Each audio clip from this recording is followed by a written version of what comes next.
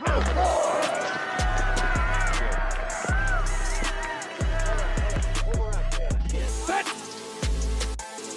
4, 3, 1.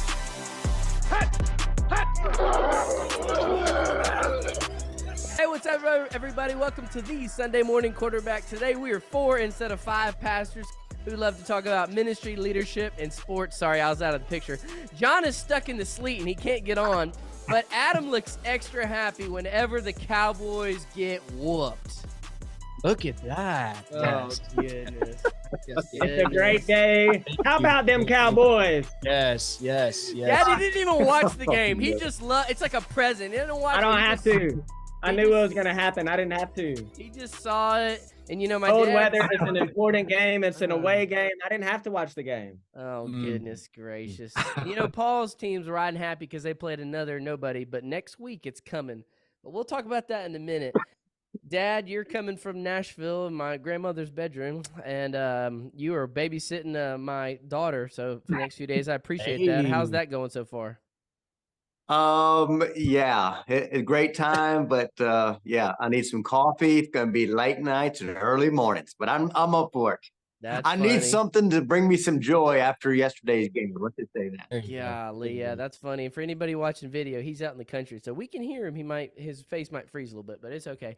All right, fellas, let's jump in. Adam, I'll let you start us off. What were your takeaways? I know there was some interesting games. We're really starting to get down. We're seeing some injuries and some quarterbacks go down. We're seeing some MVP races go up and down. We're seeing some divisional things. What stuck out to you as a result of the games from yesterday? Well, because I did not watch the Cowgirls game, I don't want to comment on it. But just in reading the box score, and Joseph, you and I just talked about this, I think that what Joe Brady put together with that game plan to just run the ball against Dallas, that worked. And I think he did that because he knows that has worked before. The 49ers, who very much own the Cowboys, that's what they do. They out-physical them. And so I think it was just another foreshadow to cold weather games that are away for the Cowboys, where the other team out-physicals them. And I'm looking forward to that in about a month. There's about 3 weeks left. So about a month from now, we'll see that same thing happen. But I do want to mention just a guy that I feel like we need to give flowers to is Harborough in Baltimore. You know, they have kind of separated themselves in the AFC. And every year, you know, that roster, it changes. There's new skill position guys. Lamar often is injured, but you know, the coach just has a way of rallying that team, and they're always a solid team, particularly on defense. And they're starting to pull away a little bit in an AFC that is very confusing right now with all the injuries and all the ups and downs of different teams. So Baltimore is separating themselves. Hey, Adam, before we let my dad talk about Cowboys and what happened there, the game of the week, there's 2 games of the week. The first one, which we'll talk about later, is when we're going to smack Paul's Dolphins, especially after getting our butts handed to us last week. But the other game of the week is Christmas night.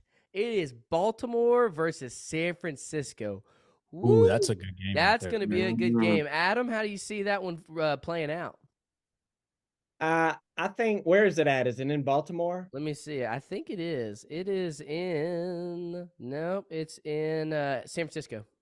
In the Bay. Yeah, I'd probably go San Fran in that, but it'll be close for sure. That'd be a fun game. Said that's on Christmas night? Christmas night at 8:15. There's 2 Christmas games, or there's 3. There's Kansas City, Vegas. There's Philly at the Giants, and then 8:15 Monday Night Football. Oh, yeah, it's Monday Night Football, but it'll be an ABC game, Monday Night Football. Dad, how do you see that game shaking out? You think they got a shot, Baltimore? I do not think they have a shot. They are a team that on every given Sunday they can lose. They don't separate, and so I think they are a tough-minded team. It comes down to their coach, even their quarterback. Their quarterback is a gamer. The whole team's a gamer, but you know, I think when you have a team like that and you go against the same type of team that has a lot more talent, I think it's going to be a game similar to the rest of them. I think that they will win by double digits. and they will separate themselves again from not just the NFC, but the AFC. Interesting. One thing I think will be interesting is to see how they play Lamar with them studs on that defense and Fred Warner and all those guys. I want to see how they play Lamar. I can see it being nip and tuck, close going into the third quarter, and then them pulling away, winning by about 10 or 12. Paul, I'm going to set you up here in a minute to preview the Cowboys-Dolphins game. Let me add something, Joseph. All right, go ahead. I think what's going to help them when they play Baltimore is that they just got finished playing Philly, and they stopped him from running. And so I think that they have some similarities in their run game. And so I think they're going to use the same tactics, what they did with Philadelphia with Baltimore.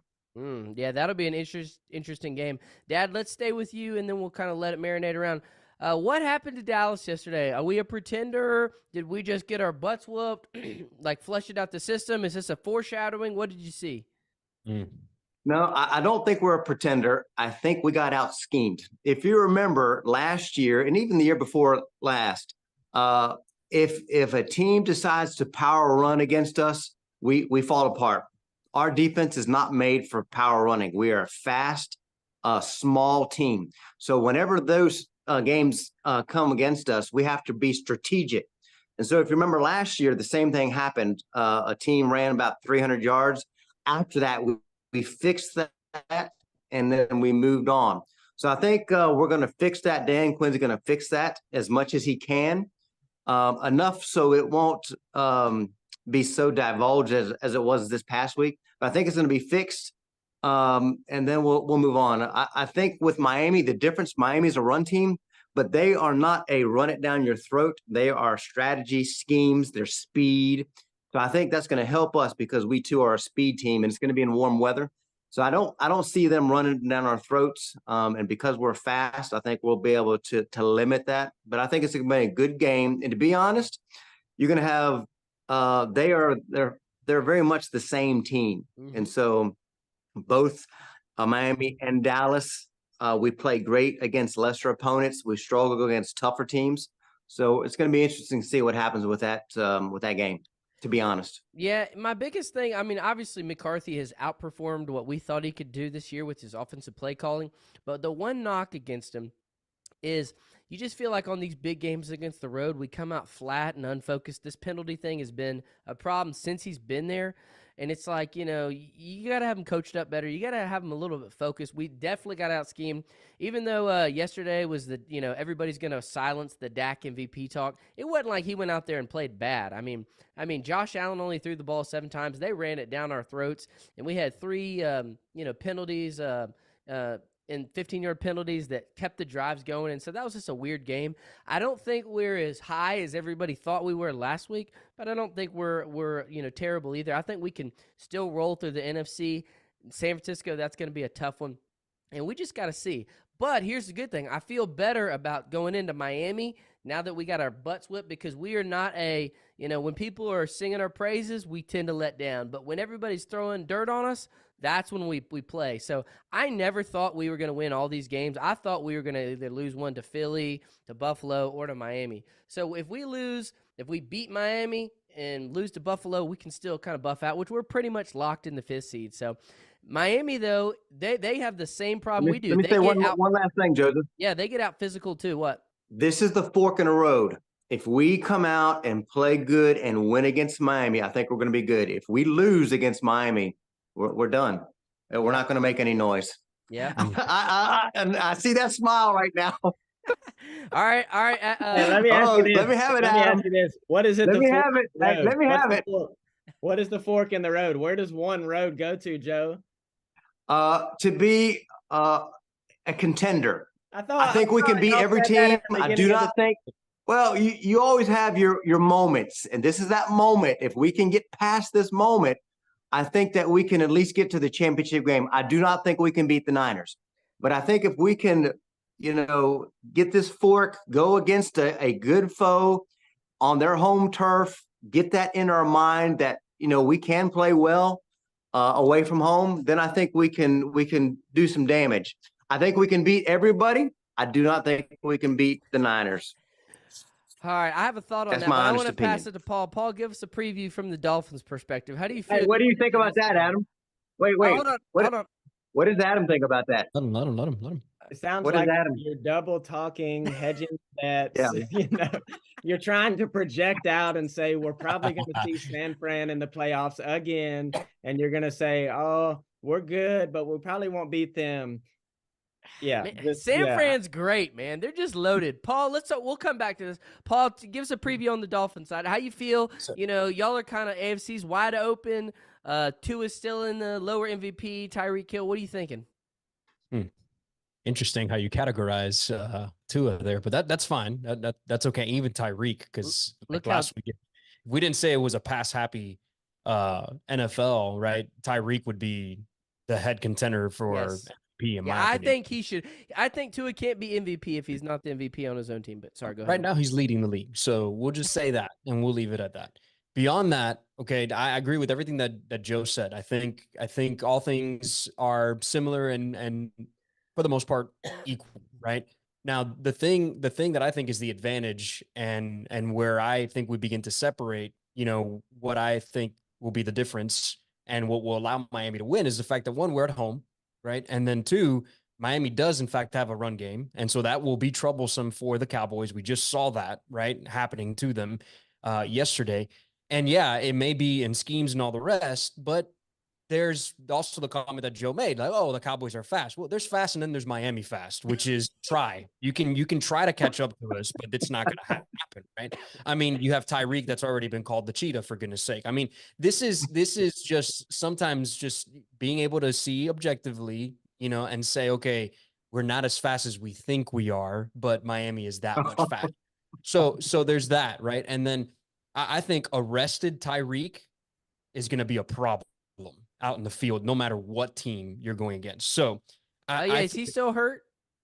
Oh, I thought you said arrested, not arrested Tyreek. But that's another topic for another day. I mean, we do know what he wants to do in his after football career. It's okay, Adam. Just we're not talking about the Panthers, and you don't have to project all of your anger and stuff like that on the Dolphins. Hey, speaking of arrested, okay? Mr. Scam Newton's been making Dolphins headlines don't. lately about our Cowboys. But anyway, go ahead, Paul.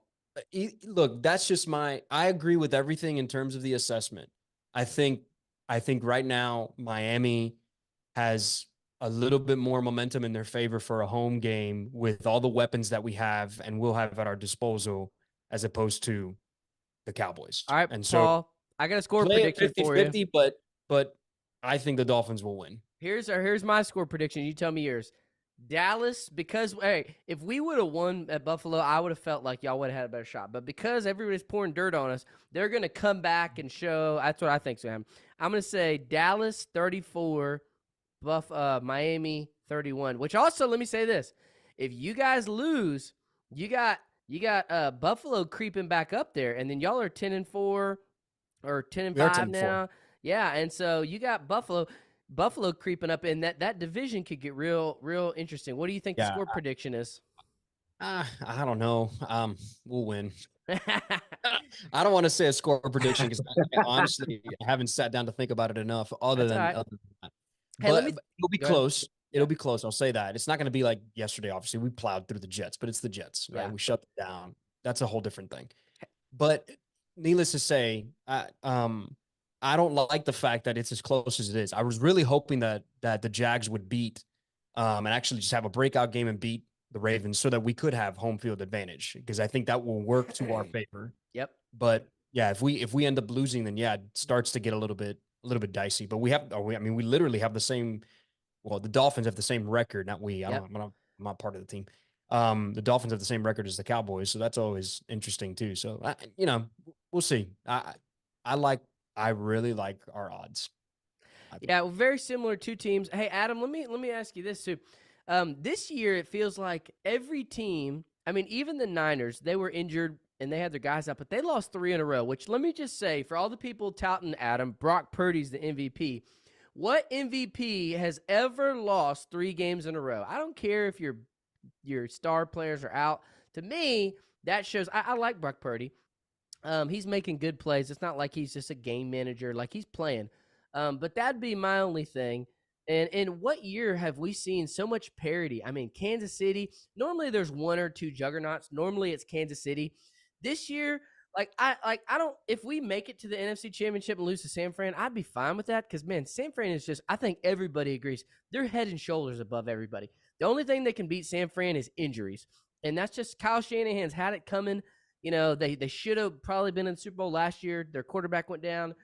They should have beat Kansas City a few years ago. But the parity across the league, I mean, if you look, look at the Bills who just mollywopped us, and they've lost 6 games. I mean, you got every good team in the NFL has lost games this year and got blown out. That's why there's no clear favorite MVP. It really just depends on the week and the time. And Adam, what are your thoughts on the parity this year? I've liked it. Yeah, it's made it interesting. I will be honest though, like there's a part of it that's largely due to injury. Yeah. That, you got Rodgers going down week 1. That was bad just for the league in general. Burrow. Burrow's out. Lawrence has been out. It's almost like everybody's been out except for a handful of the top tier quarterbacks. I don't think that's been good for the league. And this is part of why I wasn't a big fan of expanding the season, even if it's just by 1 game. Because, man, all these primetime games, we're not seeing the stars. And I don't know if there's a direct correlation between that. But, yeah, I think parity's good, but I don't like it when it's because of injuries. Yep. No, I agree. Hey, real quick take, Dad and Adam, y'all tell me your thoughts. Any thoughts on the Chargers' next coach? If you were San Diego, who'd you hire, Dad? There's a lot of momentum for Harbaugh from Michigan. So if they can get him, I would get him. I would throw the buckets of money. But I don't know. I'm not sure, to be honest with you. I think it's a good team. Of course, it's a good quarterback. They've got good receivers. They got talent everywhere. You would think that some good guys would like to go there, but I don't know. I think Jim Harbaugh is the name that I'm hearing. I hate to say it, but I'd have to say Belichick, being that you just fired your GM and you already got the quarterback, being that, offense is, he can dial that in. I'd say Belichick. What do you think, Adam? I think Harbaugh, like Joe said, is the obvious choice A, but it's been, again, back to there's been so much parity this year. I don't even know how like an offensive coordinator or D coordinator can really separate themselves from the pack because, there's teams looking for coaches right now. Even my team is. So I don't know, but it might be like a mystery, like a Mike McDaniels type of guy. Yeah. And, as questionable as that was. How dare you? Don't say things like that. Why would you even pontificate? I think bro? he's saying Why? type of guy, not Mike McDaniels. Oh, I thought you was about to say. Yeah. I'm offended. I'm deeply offended that you even. Now I understand. Forgive me. I'm trying to say something good about him. So. Oh, hey, I'd appreciate take him in a heartbeat.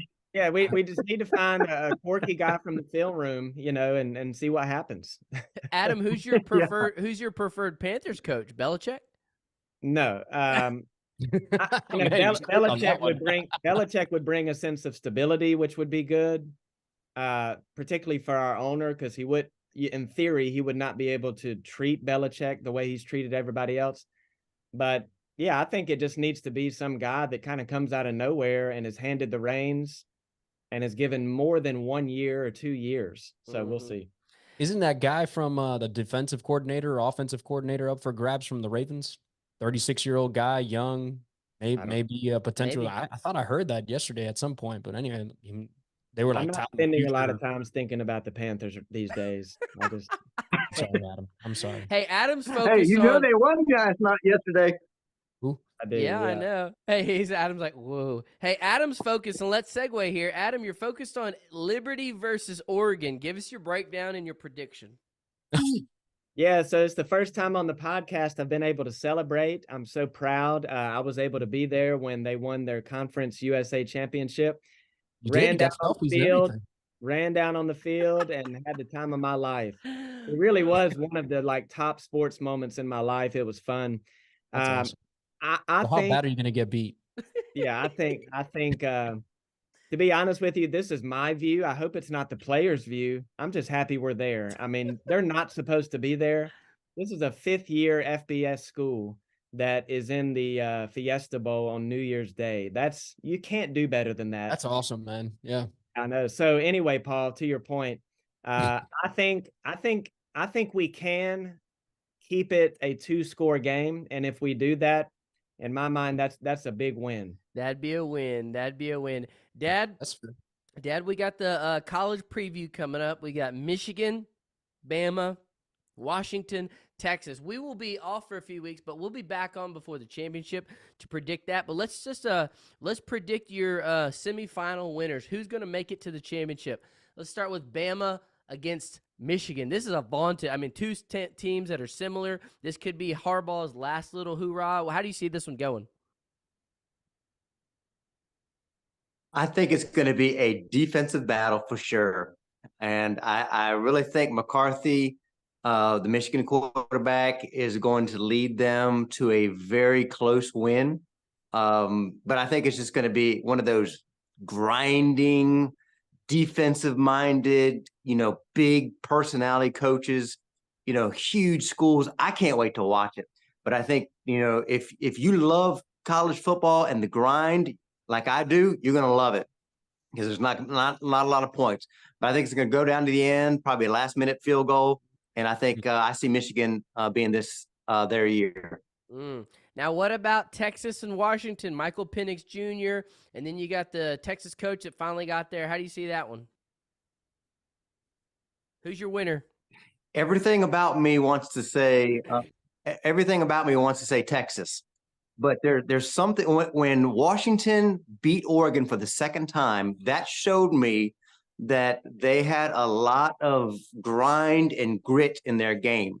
And so they came out and they beat a good Oregon team. So I think they can win against Washington and against Texas. And then I think, when they meet up against Michigan, I think that defense is just going to stymie them a little bit. And I think Michigan will try to run it down their throats and end up winning it. But I can see Texas is a very good team, offense and defense. But, there's something about Washington this year. And so they showed me a lot. And let me just say this, Adam.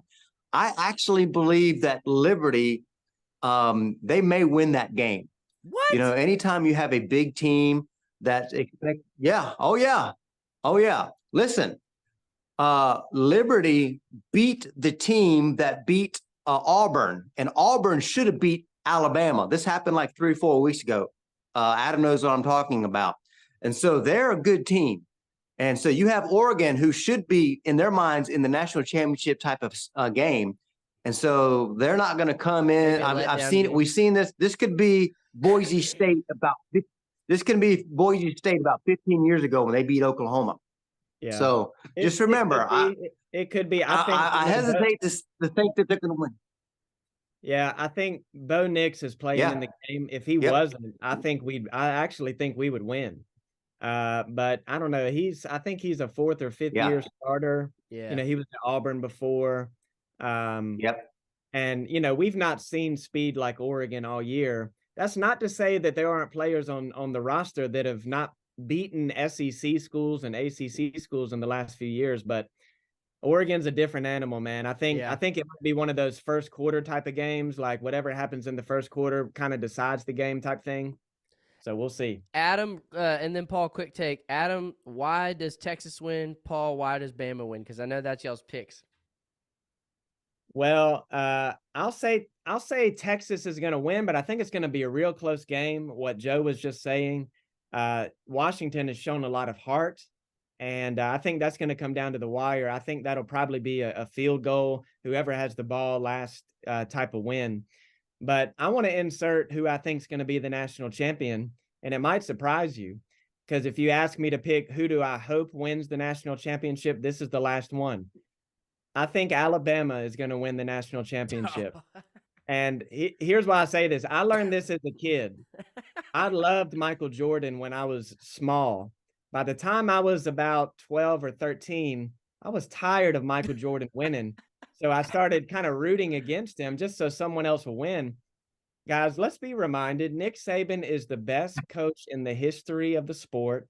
And I think that win at Auburn, what Joe Milton did on that last play, it sounds strange to say, but I think Alabama's playing with house money. They snuck into the playoff. Mm-hmm. People kind of left them for dead. They've kind of crowned Georgia as the new king of college football. I think old Saban's over there. He's like, hey, No.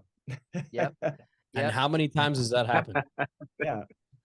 Yep. The crazy thing is the Too many winner of times. that game, that talking about Harbaugh in the NFL, it's almost like he's got a better shot going to the NFL if he wins versus if he loses, then staying, man, I got him here. Let me stay and right the wrong. I'm pulling for Michigan.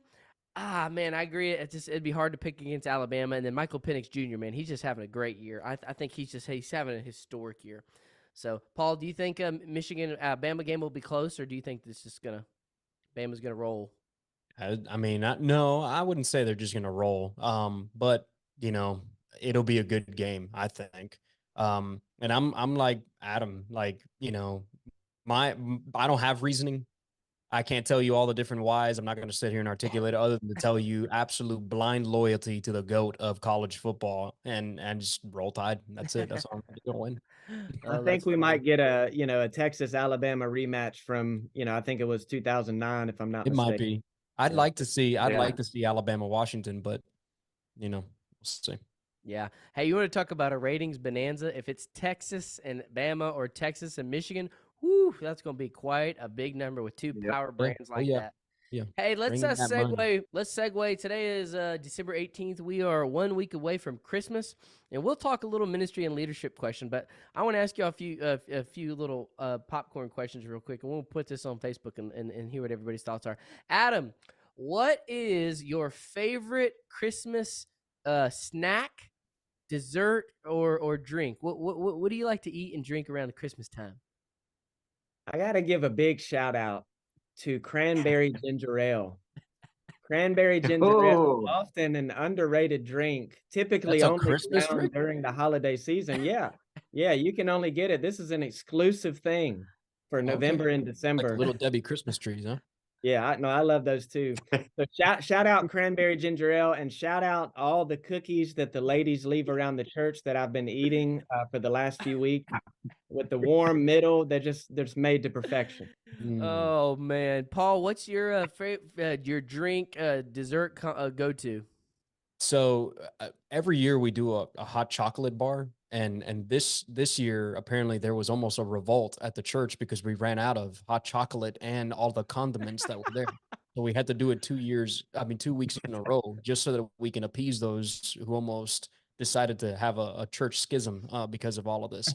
So Paul's managing honestly, church conflict. yeah, and it has everything to do with, do we have enough marshmallows for these hot chocolate bars that we have? And mind you, bro, they put out the spread, man. It's like everything you can think of and the kids come in. I love it.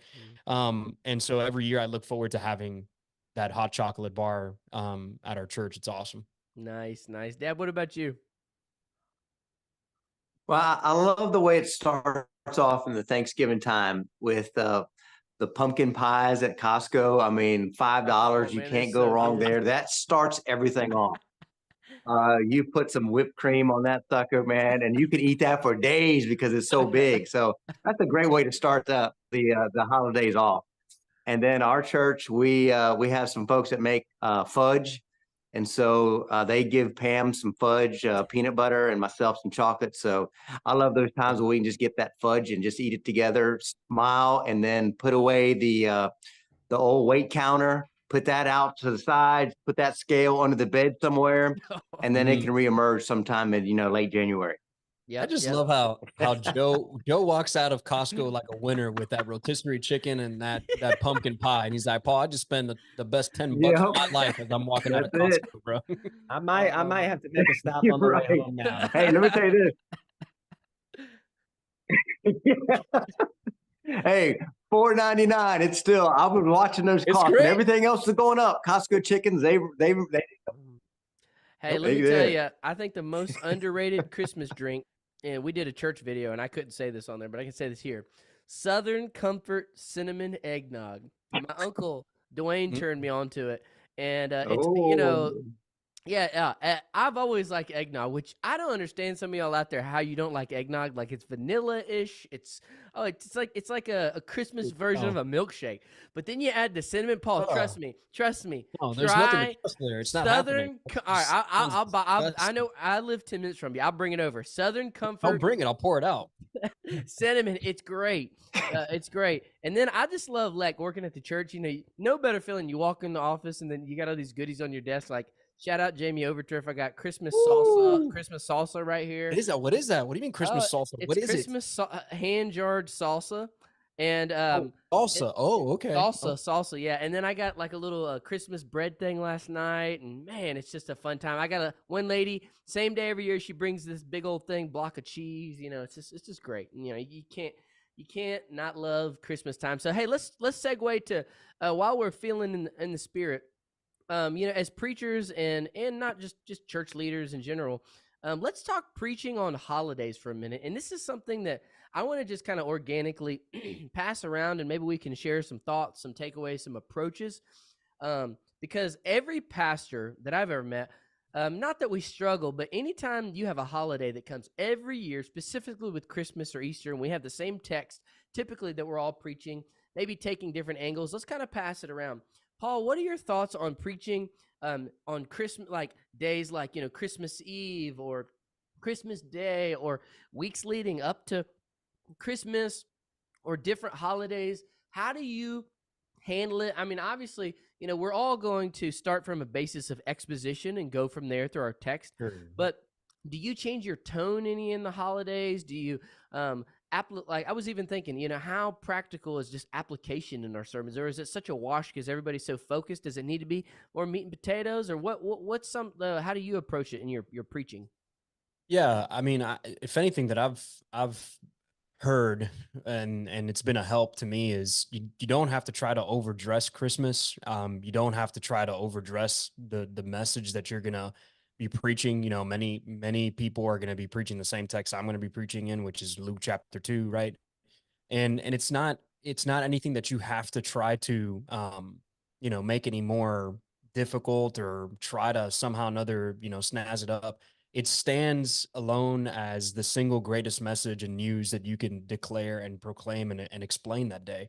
And so I try to include both audiences that are in there. For the believer that's in there, it's always edifying and encouraging to be able to hear the Christmas story, and that's something that we hold true and hold dear, because the resurrection wouldn't be a thing if Christmas didn't happen. I mean, that's why we celebrate both Christmas and Easter. And so for every believer, I think it's great. I think for those who come in that aren't part of your church every weekend, chances are they took a chance and a risk. So that's huge. So you have to keep that in mind.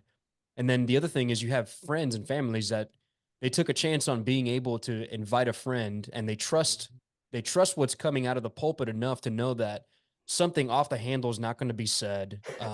Something that's not going to be confusing is going to be stated, but rather it's going to be a very clear, loving, and invitational kind of meeting to the gospel. And so in my mind, man, I think it's a great opportunity. What I have in my mind this year is, to Keller's point of how he's so, I think, wise with how he addresses folks that are skeptics or people that are curious about what's happening, and folks that need to hear the gospel, is just keep a couple things in mind as a gospel pattern. This is a story that we need because we all face something, right? And we are all desirous to be before God, but we can't get there on our own, no matter how much we dress ourselves up. But there is someone who showed us how to be able to get to God, and we just simply look to God's provision in the manger. And then by faith, what are we supposed to do?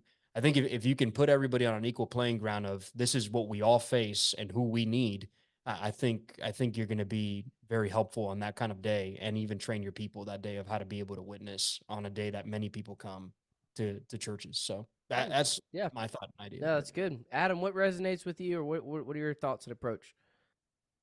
Yeah, just in general, when it comes to holidays, and let's define what we mean by holidays. There are the two main Christian ones that we think of, but also, kind of the cultural holidays, Mother's Day, Father's Day.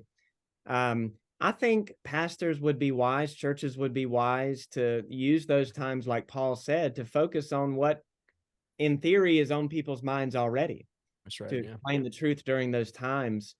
Um, while saying that I don't agree with any idea that because it's Advent, you have to do the Advent calendar, or, you always have to preach a Mother's Day sermon.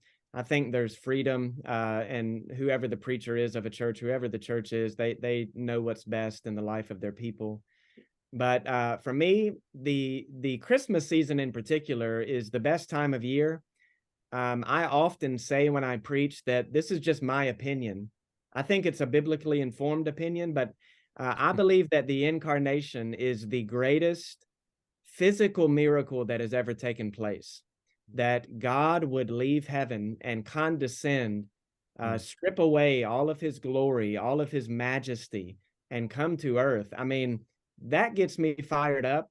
And that puts an energy, I think, in the life of the church, as has been said, as people are inviting people. That the gospel is the message. It's not to say that it's ever not the message at your church, but there's really not a better, in my opinion, time of year to preach the gospel than Christmas, because people are more, eager to invite people, and then people end up coming. Yeah. That's good. Dad? And So man, I've been in, Good. sorry, Paul. I've been in John. We started John a few weeks ago, and just John chapter 1, man, it's like, I think I text you guys, I feel like I'm preaching in heaven. It is so glorious. Jesus is everything. And I think if churches and preachers can't get fired up to preach that during the holidays, something's wrong. yeah. Yeah, man, Adam, I think nailed it in the fact that, like, how Jesus came is probably one of the greatest paradoxes, as much as it is one of the greatest miracles that took place. Because, like, here these shepherds, are hearing, hey, a savior was provided for you, right? I mean, and in your mind, and in everybody else's mind, what you think of a savior is not what then comes out of the mouths of angels, right? It's like, hey, a baby was born. And that's the great paradox, is like God was humble enough to be able to become a baby. And that's wild. And that just changes the whole ball game of how, that story just never gets old. It just doesn't, because of the great paradox that it is. Dad? I think it's important to know who you are, remember who you are. And I know people who, like Adam was saying, the text is beautiful in itself, and you stay with the text. And I think that is always at the core. But I also think that, if you are somebody that, is creative, don't be afraid to use your creativity. Now, if you're not creative, don't think that you've got to do it. And so for me, interestingly enough, I actually have not done a series. It's the first time since I've been at our church that I did not do a Christmas series, because I do like to do a lead up and a build up. But because, we are on spiritual disciplines and it's been so good for the church, I just continued on. As a matter of fact, I told them, hey, come next week. But this week we're going to go into confessions. And so I think it's important to know what God is doing and be led by the Holy Spirit, and not get tripped up on a holiday. Now, with that being said, I have tried to be very creative during those times, because that's who I am and that's what I like. I did a series and we looked at some Christian hymns. And so we looked back at why the author wrote particular Christian hymns. And so we looked at the history, we looked at the scripture. Yeah. And then we looked at the scripture that tie with the hymns. It was a great time to really look back at some of our forefathers and why they wrote some of these songs that we sing. And so that was a great series. For me, I always try to pray, God, what do you want me to share with your church? And so I don't think it's wrong, when you're praying and God is leading you in a particular area, if you want to do a different perspective. However, if it's all about that, I want to do something fresh and new, and other than remembering the true meaning of what we're celebrating, then you can get yourself in trouble. No, I agree. That's really good. Hey, let me take the conversation and then let me shift it in the same kind of topic. So y'all obviously hit the word, which is the most important part. But there's a book called Church Growth Flywheel by Unseminary, and they put it out. And the whole concept of the book is winning big days. And one of the trends you're seeing in both seeker churches and Reformed or more biblical, whatever the opposite category is you're seeing people rethink Christmas as another version of Easter. And I think it's easy for pastors just to think, oh, it's just Christmas time, whatever. But no, this is like one of the best times for your church to grow. And so the whole concept of the book is winning big days, kind of like Adam was saying, whether it's Christmas or Easter or Mother's Day or Father's Day or any of the big days. And I was just encouraging our church yesterday, like Christmas Eve on a Sunday, what an opportunity to, like Paul was saying, invite a lost person. When is our preaching going to be more gospel-centered than now? And so not letting the details fall through the cracks in the holidays, that's why having little things like a assimilation process and guest check-in and get them a card. And yesterday we had 3 families. They're like, hey, we just want a church for Christmas and we pass this place every Sunday. So then following them up and what a time to resonate with we always say, hey, we want to be your home church. And what do we think about? The most home church moments are Christmas Eve, taking the Lord's Supper together, the night before Christmas. And so I think churches need to rethink, not even rethink, but refocus sometimes on these seasons. Dad, I'm going to pass it to you because December is a month where, you can plant little things, whether it's a church kids choir or a Christmas outreach event, as opportunities to bring in new folks. Dad, tell us about your weekend. What did you guys do this past weekend on a Friday and a Saturday to generate and bring in new families from your community? We had a Christmas dinner. So we had 22 tables, 8 women around each table. And it was Christmas around the world. So each woman took that theme that was hosting their table. And so they invited a few people from the church and then a few people outside the church to come in. And so the church supplied the meal. We supplied it was about a 2-hour presentation of just an assortment of things. But it's a way for our church to take a look at their oikos. Oikos is people in their world that they're trying to reach and pray for, to bring them in and to kind of feel and see and rub elbows and understand, who Jesus is and what is the church. And so we had about 165 ladies come in, and I'd say probably 40% were outside the church.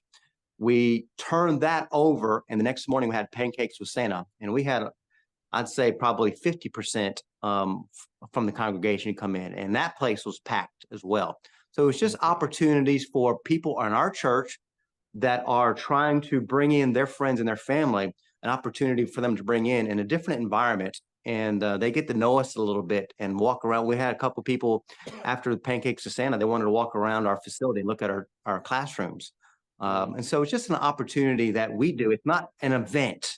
We're not just throwing an event, but it's with purpose.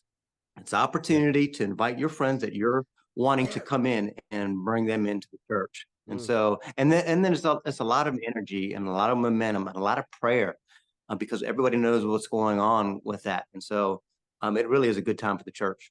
And then on those services, project into what are you preaching into in the new year? If you're starting a new series or whatever, give them an opportunity to onboard. And then as you enter in the new year, that's such a crucial thing that we just kind of look over. So anyway, an important time to preach the gospel in our churches, to bring in new families. I think we should have a Christmas Day episode so that we can rub his nose in it when Dallas whoops the Dolphins this Christmas Eve. All right, fellas, we'll be off for a few days. We'll be back. When we come back, we'll be getting ready for NFL playoffs, and we'll see where the chips fall. Everybody have a good Christmas, and see y'all later.